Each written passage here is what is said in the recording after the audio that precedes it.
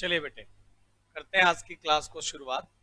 आज की क्लास में मैं आप लोगों के लिए क्लास 10+1 इसका एक टॉपिक जिसका नाम है बेसिक अकाउंटिंग टर्म्स, ये वाला टॉपिक हम लोग डिस्कस कर रहे हैं बेटा।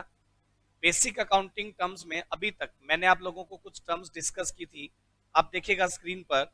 अगर हम लोग बात करें तो मैंने बेसिक अकाउंटिंग टर्म्स का मीनिंग आपको लास्ट क्लास में एक्सप्लेन किया था, जिसमें मैंने बताया था कि बेसिक वर्ड्स जो हमारे अकाउंटिंग में यूज होंगे, बेसिक अकाउंटिंग टर्म्स के इस चैप्टर में हम लोग इन टॉपिक्स के बारे में 1 to 1 डिस्कस करने वाले हैं। हर एक वर्ड जो आपके अकाउंट्स में यूज होगा उसका मीनिंग मैं आपको यहाँ क्लियर करने वाला हूँ।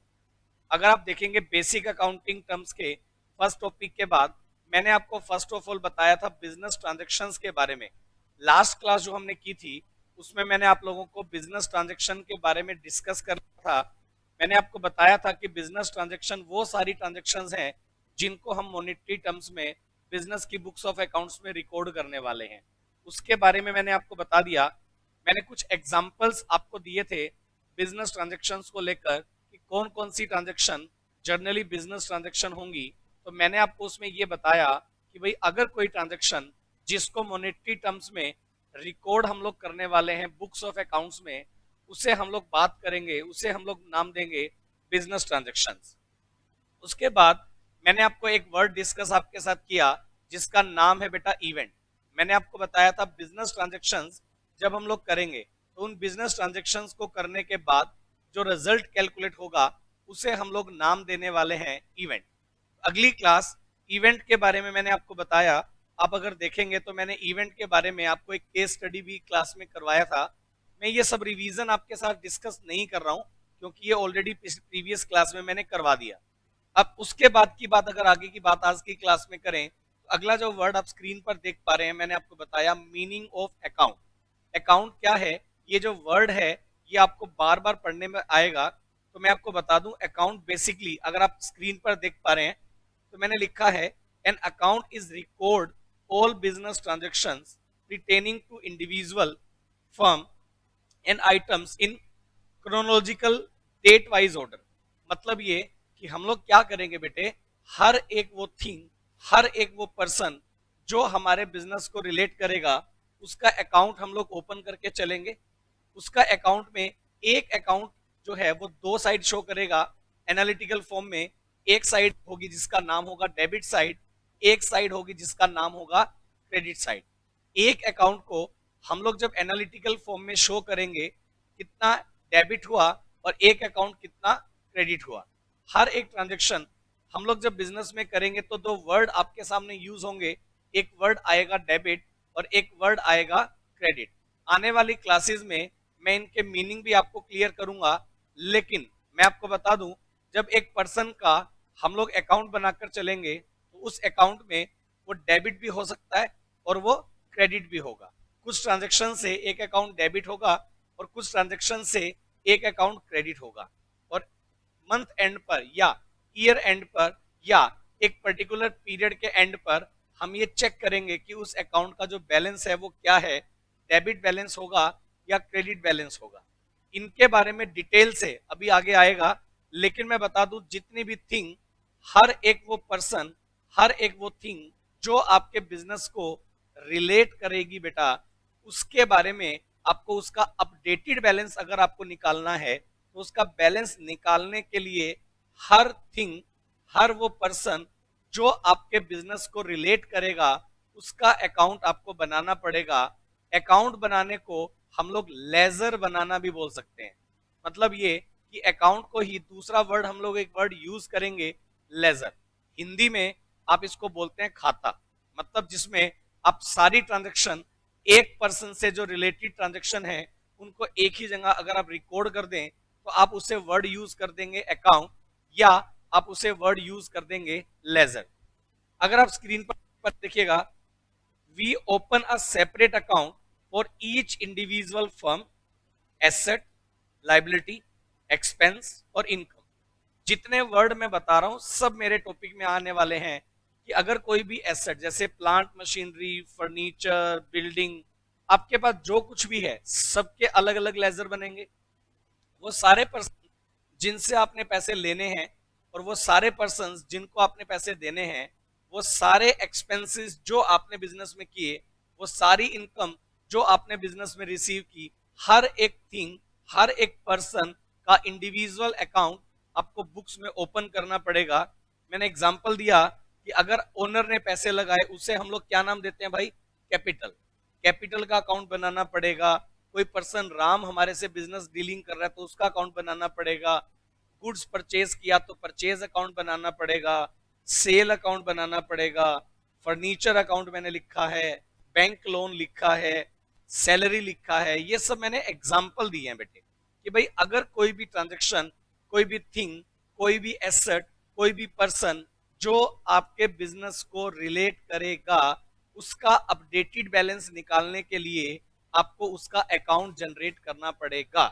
आप अगर एक बैंक की बात करें, एक बैंक में बेटा जितने कस्टमर्स होंगे, बैंक सबके इंडिविजुअल अकाउंट बनाएगा ताकि हर एक पर्सन का bank individual balance find out कर पाए। तो इसीलिए हम लोग यहाँ क्या करेंगे? अकाउंट बनाएंगे। आप नीचे देख पा रहे हैं अकाउंट को लेकर के कि अकाउंट के दो साइड होंगे। लेफ्ट हैंड साइड जो होता है अकाउंट का, उसे हम लोग नाम देंगे डेबिट साइड, और राइट हैंड साइड जो होगा उसे हम लोग नाम देंगे क्रेडिट साइड। तो एक लेजर जब बनाएंगे तो उसका एक साइड होगा डेबिट साइड और एक साइड होगा बेटे क्रेडिट साइड, और उनमें ट्रांजेक्शन को रिकॉर्ड करके हर एक अकाउंट का हम लोग अपडेटेड बैलेंस जो है वो फाइंड आउट कर सकते हैं। अगर मैं सिंपल वे से बता दूं तो अकाउंट बनाकर आप ये जान सकते हैं कि किस पर्सन से हमने कितना अमाउंट लेना है, किस पर्सन से कितना अमाउंट हमने देना है, कितना हमारा पर्टिकुलर कौन सा एक्सपेंस हुआ, हमारी कौन सी एसेट का बैलेंस कितना है, हमारी लायबिलिटी का बैलेंस कितना है। वो सारे वर्ड्स जो आपके बिजनेस में यूज होने वाले हैं, हर एक थिंग, हर एक एसेट, हर एक लायबिलिटी, हर एक वैल्यू, हर एक पर्सन, सबका अपडेटेड बैलेंस आप निकाल पाएंगे अकाउंट बना करके। सही है? अकाउंट कैसे बनेंगे आगे जाके, जैसे ही हम लोग प्रैक्टिकल वे से आ जाएंगे तो मैं आपको अकाउंट्स बनाना सिखाऊंगा। चलिए, उसके बाद मेरे पास अगला जो वर्ड आ रहा है उसका नाम है बेटा कैपिटल। कुछ बेसिक बातें आपको सबसे पहले पता होनी जरूरी है।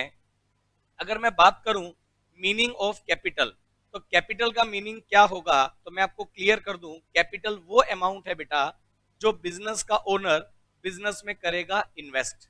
यहां देखिए, अगर मैं डेफिनेशन बताऊं तो कैपिटल को लेकर स्क्रीन पर आप देख पा रहे हैं कि मैंने क्या डेफिनेशन दिया है। आप चेक करिए, कैपिटल को लेकर के मैंने डेफिनेशन दिया, capital refers the amount invested by the proprietor in the business. Capital refer the amount invested by the proprietor of the business. It may be in the form of cash or assets in the money form. That means एक person जब business में amount invest करेगा as a capital, तो ये जरूरी नहीं है कि वो कैश ही बिजनेस में लेकर आए। अगर बिजनेस की रिक्वायरमेंट किसी एसेट को लेकर के है, अगर बिजनेस का ओनर वो एसेट ही बिजनेस में इंट्रोड्यूस कर दे, तो उसे भी हम लोग क्या नाम दे देंगे? Capital. That means any amount in cash or goods or any other asset received from the proprietor as a capital contribution. Basically अगर हम लोग बात करें तो यहां लिखा हुआ है इट इज द अमाउंट। आप देखेंगे लिखा हुआ है थर्ड फोर्थ लाइन में कि it is the amount with the help of the goods and assets are purchase in the business. मतलब इस बात का ये है कि भाई बिजनेस का ओनर जब अमाउंट इन्वेस्ट करेगा बिजनेस में, उस अमाउंट इन्वेस्टेड से हम लोग बिजनेस में यूज होने वाली एसेट्स को परचेज करेंगे, बिजनेस के लिए हम लोग स्टॉक को परचेज करेंगे। तो capital refers the amount invested by the owner for operate the business. अगर हम लोग बात करें, एक लाइन मैंने लिखी है कि it is also term as internal liability. बेटा ये वर्ड बेसिकली क्या है कि बिजनेस और बिजनेसमैन दो सेपरेट थिंग है। हम जो अकाउंट्स बना रहे हैं वो बिजनेस के बना रहे हैं, तो बिजनेस एक आर्टिफिशियल बॉडी होता है जिसको कि इंडिविजुअल ने जनरेट किया। तो भाई अगर एक बिजनेस जब जनरेट होगा और जो अमाउंट ओनर बिजनेस में इन्वेस्ट करेगा उसे हम लोग नाम दे देंगे कैपिटल। लेकिन बिजनेस पॉइंट ऑफ व्यू से अगर बात करें, एक है बिजनेस और एक है बिजनेसमैन। बिजनेसमैन जब अमाउंट बिजनेस में इन्वेस्ट करेगा तो बिजनेस पॉइंट ऑफ व्यू से वो लायबिलिटी बनता है। अगर ओनर्स का पैसा हमने बिजनेस में लगवाया तो उसे हम लोग नाम देंगे इंटरनल लायबिलिटी। और आउटसाइडर्स का पैसा अगर हमने बिजनेस में लगवाया तो उसे हम लोग नाम देंगे एक्सटर्नल लायबिलिटी। एक वर्ड मैं यूज कर रहा हूं, अगर मैं आपको यहां बताऊं, सुनिएगा।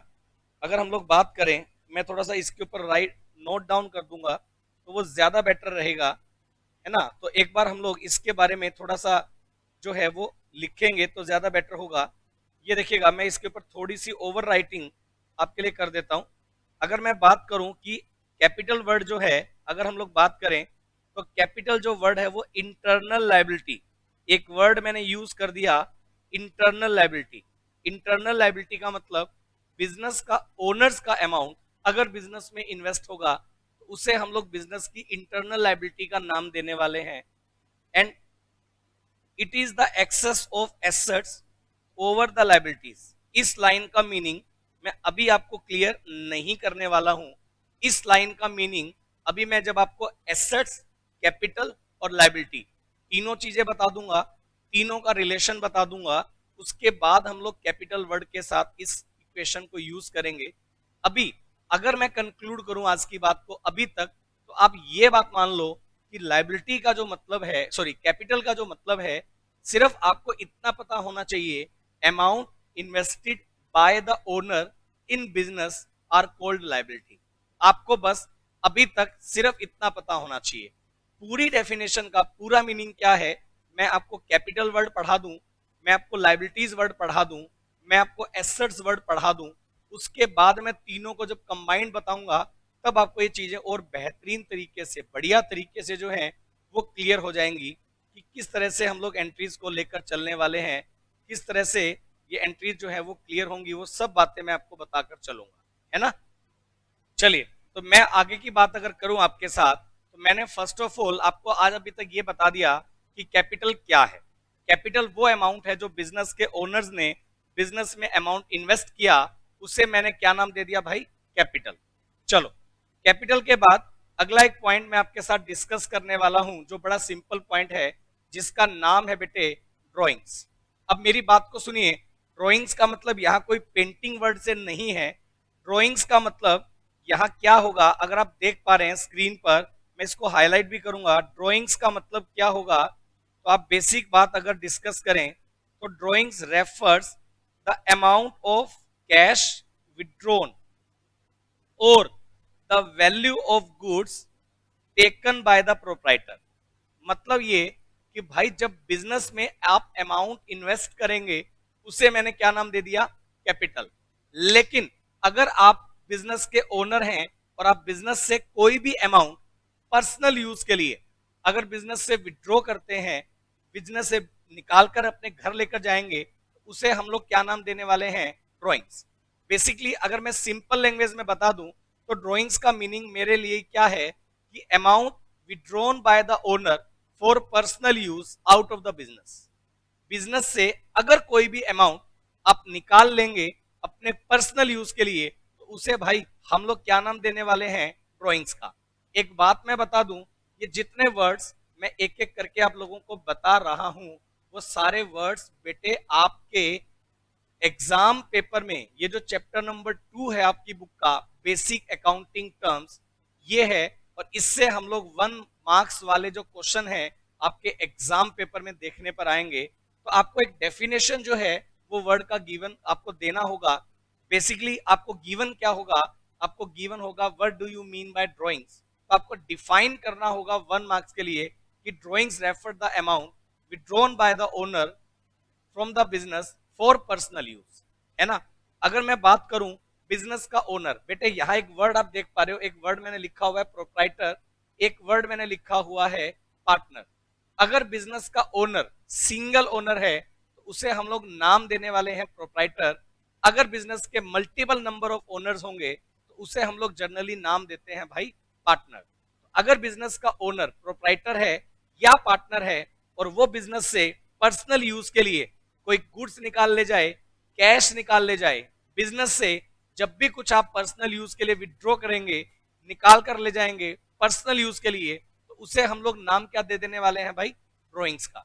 अगर आप चेक करें तो यहां मेरे पास एक एग्जांपल है जिसमें मैंने लिखा for example if cash of ₹10,000 and goods costing rupees 5,000 are withdrawn by the proprietor, then rupees 15,000 is called drawings as a amount. Basically अगर एक पर्सन बिजनेस से 10,000 का जो है कैश और 5,000 का स्टॉक पर्सनल यूज के लिए विड्रॉ कर ले, तो यहां मेरे पास ड्रॉइंग्स की वैल्यू कितनी बन गई? 15,000। तो भाई बिजनेस में जो अमाउंट ओनर इन्वेस्ट करेगा उसे हम लोग नाम देंगे कैपिटल। अगर बिजनेस से अमाउंट विड्रॉ करेगा तो उसे हम लोग नाम देने वाले हैं ड्रॉइंग्स का। चलिए ड्रॉइंग से आगे अगर बढ़ूं तो भाई ड्रॉइंग्स के बाद आपके पास अगली जो फिगर है उसका नाम है लाइबिलिटी। और लाइबिलिटी वर्ड के बारे में आप लोगों को समझ लेना बहुत ज्यादा जरूरी है। देखो मैं अगर आपको एक सिंपल वे से बात बताऊं तो liability is the amount which are invested by the outsider in our business. मतलब ये अगर कोई आउटसाइडर पर्सन का पैसा हमारे बिजनेस में इन्वेस्ट हो रखा है तो उसे हम लोग नाम दे देने वाले हैं क्या? लाइबिलिटी। मतलब ये मैं अगर एक बिजनेस करूंगा तो भाई मेरे बिजनेस में, आप याद रखिएगा, मेरे बिजनेस में जो ओनर यानी बिजनेस का ओनर अमाउंट इन्वेस्ट करेगा उसे हमने नाम दे दिया कैपिटल। लेकिन अकेली कैपिटल लगाने से मैं बिजनेस को एक्सपेंड नहीं कर सकता हूं। अगर मेरे को बिजनेस एक्सपेंड करना है, वाइड करना है, तो भाई उसके लिए जरूरत किस चीज की है? तो बोला गया उसके लिए जरूरत है क्या करने की? एडिशनल अमाउंट लगाने की। तो भाई बिजनेस का जो ओनर है उसके पास फंड्स जो हैं वो लिमिटेड होते हैं। तो जितने लिमिटेड फंड्स उसने खुद ने अपने बिजनेस में इन्वेस्ट किए उसे तो मैंने नाम दे दिया कैपिटल। लेकिन आउटसाइड सोर्स से अमाउंट लाकर अगर आप बिजनेस में इन्वेस्ट करेंगे तो उसे हम लोग नाम देंगे लाइबिलिटी। तो आप देख पा रहे हैं liability is the amount which the business ओज टू द आउटसाइडर। वो पैसा जो बिजनेस ने आउटसाइडर से उधार ले रखा है उसे हम लोग नाम देंगे लाइबिलिटी। लाइबिलिटी जो वर्ड है उसके लिए मैंने एक इक्वेशन लिखी है, liability is equal to asset minus capital.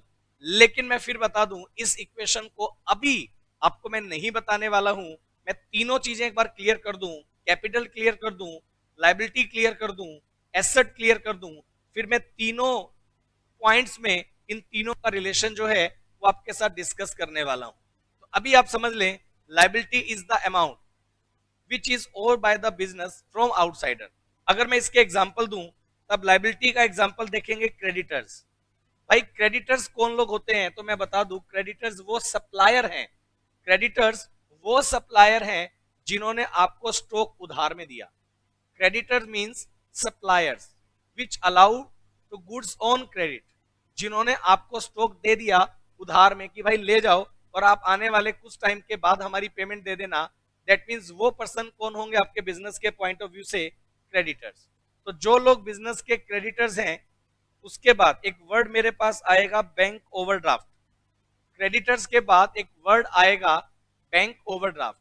Bank overdraft आप किसको बोलेंगे? तो मैं बता दूं बैंक में जो अमाउंट आप डिपॉजिट करते हैं, कई बार ऐसा रहता है एक बिजनेस को बैंक से कैश की जो रिक्वायरमेंट है, जितना अमाउंट आपका बैंक में डिपॉजिट होता है उससे भी ज्यादा आपको अमाउंट की जरूरत है।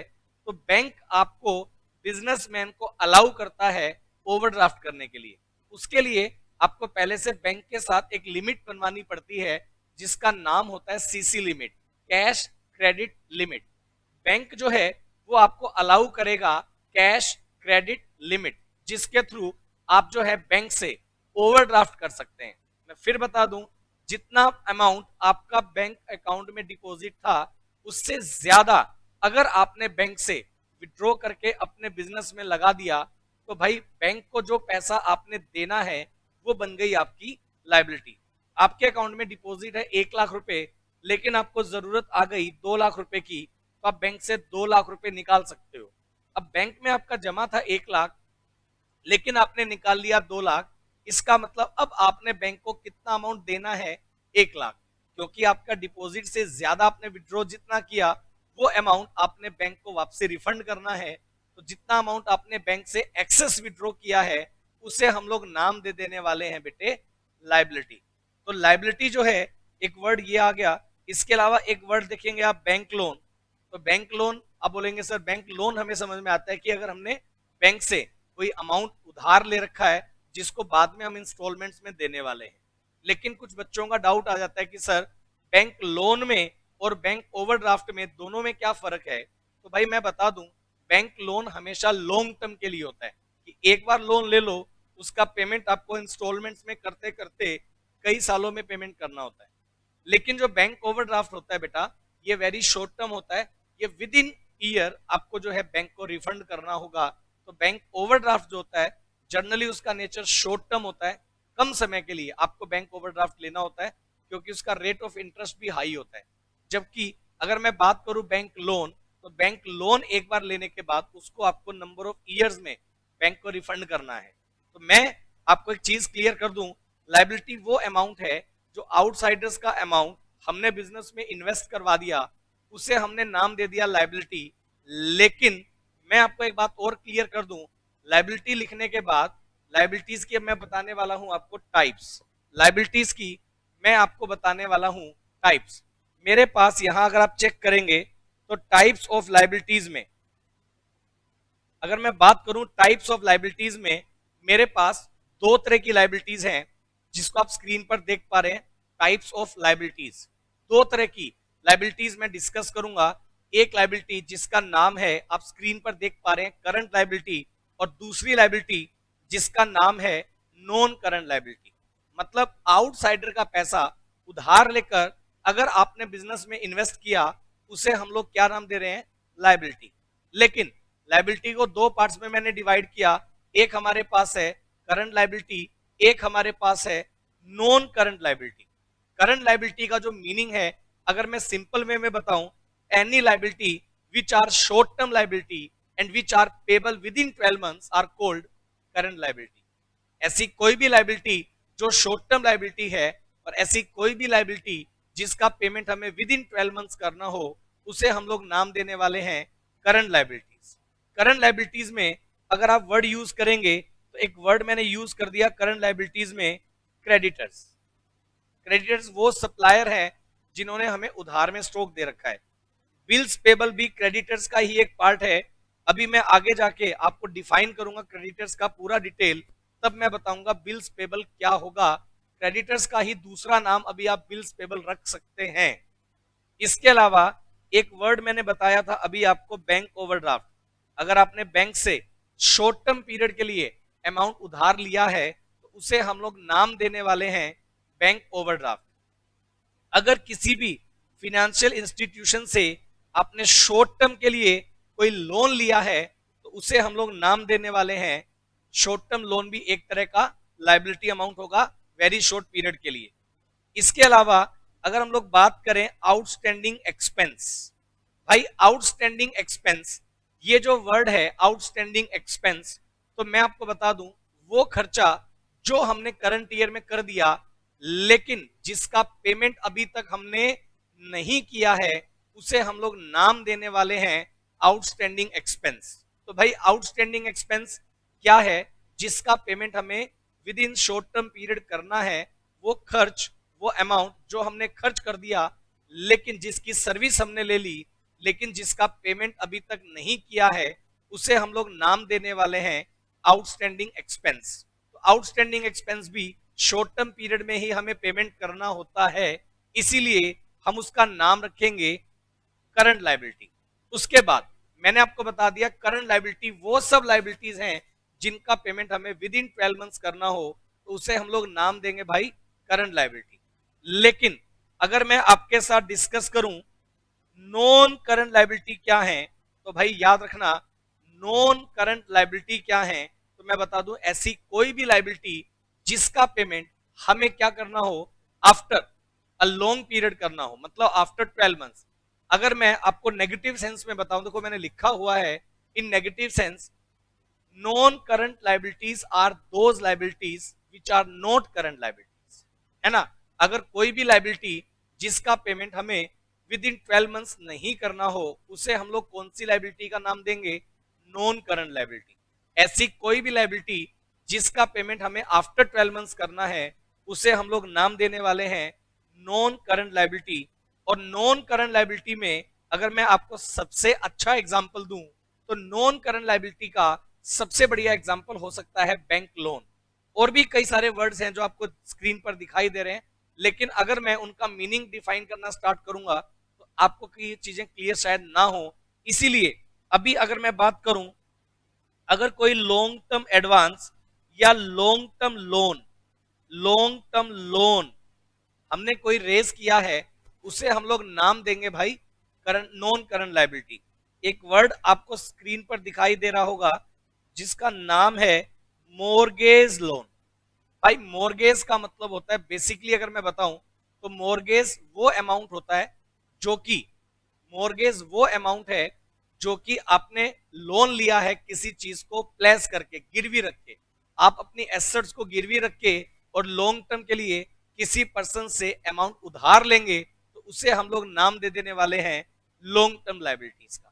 तो भाई अगर आपको मैंने अभी तक आज बता दिया, फर्स्ट ऑफ ऑल अकाउंट क्या होता है, मैंने आपको बता दिया कैपिटल क्या होता है, मैंने आपको बता दिया ड्राइंग क्या होता है, मैंने आपको बता दिया लायबिलिटी क्या होता है। आप इसी तरह से मेरे साथ क्लासेस में बने रहें।